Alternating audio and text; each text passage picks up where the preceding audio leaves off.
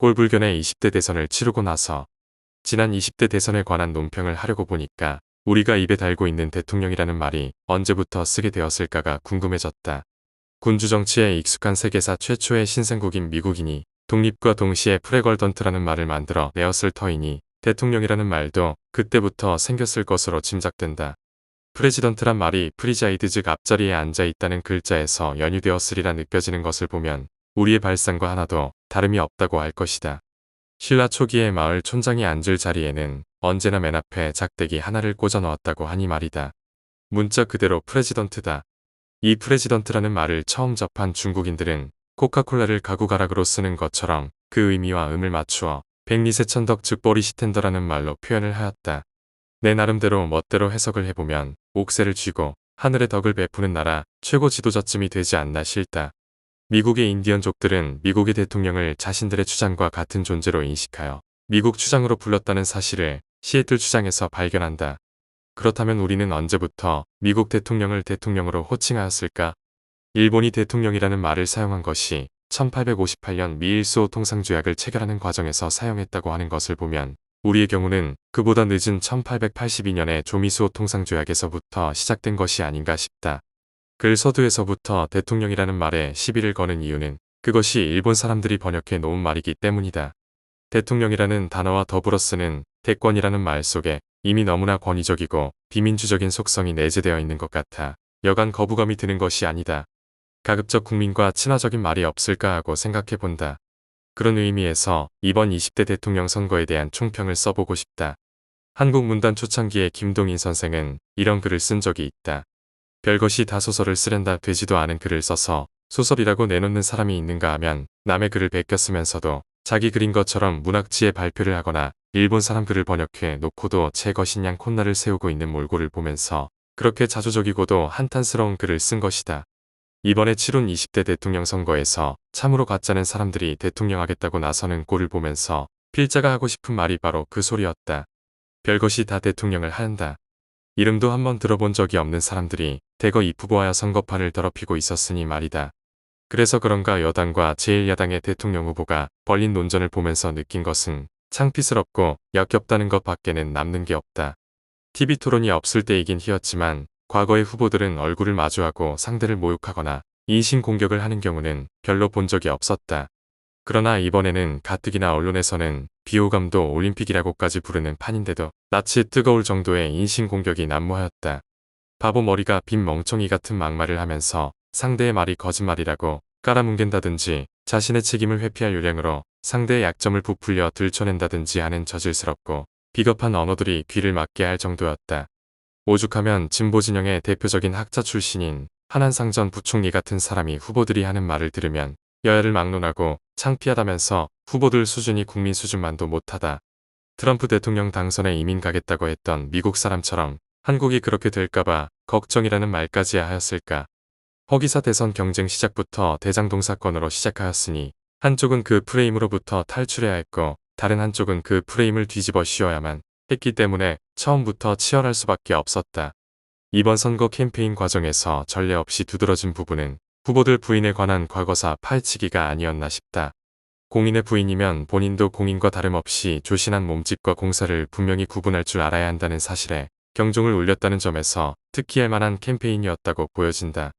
이와 함께 특기할 만한 사건은 유세 중인 집권 여당의 대표가 백주대낮의 괴한으로부터 쇠망치로 테러를 당하는 사태가 벌어진 일이다. 모르긴 하되 과거 선거에서도 많은 기습 테러가 없지는 않았지만 쇠망치까지 들고 나와 집권당 대표를 가격하는 일은 별로 있어 본 적이 없는 것으로 알고 있다. 테러범이 누가 되었건 이런 일은 절대로 있을 수 없는 일이었다. 테러의 대상이 후보였다면 어떻게 되었을까를 생각하면 정말로 아찔한 순간이었다. 앞으로 있을 선거를 위해서라도 특단의 대책을 세우지 않으면 안 될 것이다. 이와 함께 이번 대선 캠페인을 보면서 총체적으로 느낀 감정은 여야의 대결이 통상의 수준을 넘어선 것으로 보였다는 점이다. 말하자면 선거만 끝나면 안 볼 사람처럼 원수대하듯 하는 모습에서 우리 정치의 진영 간의 대립구조가 얼마나 심각한가를 가늠할 수 있었다. 후보 간에 오고 가는 말이 증오심에 불타있는 것 같았으니 말이다. 뿐만 아니라 지역별 투표 결과를 보면 아직도 지역 간의 갈등이 완전 해소되지 않은 것으로 느껴져 여간 안타깝지 않다. 문재인 정권이 들어선 이후 진영 간의 대립 구조를 첨예화시킨 데에 그 원인이 있지 않나 싶다. 말하자면 패거리 정치에 함몰되어 생긴 필연적 현상이라는 얘기다. 많은 언론들이 지적하는 것처럼 적폐청산을 앞세워 오히려 적폐를 양산하는 내로 남불의 대명사격의 정권이 되어 버렸고, 공정과 정의는 찾아 보려야 볼 수 없을 정도로 믿음이 가지 않는 정권이 되었다는 얘기다. 이에 덧붙여 선거 막판에 중앙선거관리위원회가 사전투표 때 보여준 선거법 위반과 엉망진창의 관리 상황을 보면 이 정권이 얼마나 대통령 선거를 우습게 보고 있었나를 알 수 있다. 코로나 확진자와 격리자로부터의 감염 위험을 예방한다는 핑계로 시행된 투표에서 이들에게는 아예 투표지를 투표함에 스스로 넣도록 하는 것이 아니라 근무자가 수거할 쓰레기 봉투나 플라스틱 바구니에 담아가거나 아무 잠금 장치도 없는 박스에 집어넣어 어디론가 가져가는 행태를 보였다. 자연히 유권자로부터는 항의가 빗발치듯 할 수밖에 없었다. 그러나 이런 상황이 벌어지고 있는데도 중앙선거관리위원장이라는 사람은 사무실에 출근도 하지 않고 있었단다. 선거라는 것은 앞서의 테러처럼 어느 때 어떤 돌발 사고가 날는지 모르는 아슬아슬한 사무의 연속인 것이다. 선관위의 입장으로서는 하루 종일 한순간도 긴장의 끈을 놓을 수 없는 긴장의 연속 선상에서 업무에 임해야 하는 것이다. 그러나 이 정권 하에서의 선관위원들은 그러하지 못했다. 아무런 사명의식이 없었다는 얘기다. 그도 그럴 것이 선거의 책임을 지는 선관위원이 아니라 자신을 임명해준 대통령의 책임을 지는 선관위원이기 때문이었다. 문 대통령이 자기 편만 골라가며 임명했기 때문이란다. 현재 선관위원 7명 가운데 야당 단독 추천은 한 명도 없다고 한다. 박원순 만세를 부른 사람을 임명하고 법조문도 제대로 읽어보지 않고 판결했다가 망신당한 사람을 선거관리위원장으로 임명하였으니 더 말해 무엇하랴. 삼권 분립이라는 말은 교과서에나 있는 말일 뿐 현실적으로는 허구인 셈이다. 어떤 언론에서는 사법부가 친여 법관들의 동아리가 되었다고 지적하기도 하였다. 이번 대선은 유난히 복잡한 사회적 환경 속에서 치루어졌다는 특징이 없지 않았다. 참고라는 코로나와 동시 다발적으로 발생한 대형 산불, 러시아의 우크라이나 침공 사태 등으로 인해 사회 질서가 흐트러질 수도 있는 분위기였던 것만은 사실이지만 선관위의 부실 관리나 유세 현장에서의 테러까지를 이러한 사회적 분위기로만 그 책임을 돌릴 수는 없는 일이라 할 것이다. 어떤 언론인은 문재인 정권의 5년을 이렇게 평가하는 경우도 보았다. 첫째, 자신의 취임사도 지키지 못했다. 둘째, 친노조 반기업으로 미래를 저버렸다. 셋째, 부동산 정책 실패로 현재를 파탄냈다. 넷째, 우리의 자랑스러운 역사는 폄훼하면서 북한만을 떠받들면서 과거를 왜곡했다. 다섯째, 미국, 일본보다 중국, 북한에 기울어 동맹을 배신했다. 여섯째, 삼권 분립 제도를 무력화시켜 민주주의의 규범과 가치를 허물었다. 일곱째, 무상 시리즈 남발로 위대한 국민정신을 병들게 했다. 얼마나 적확한 지적인가.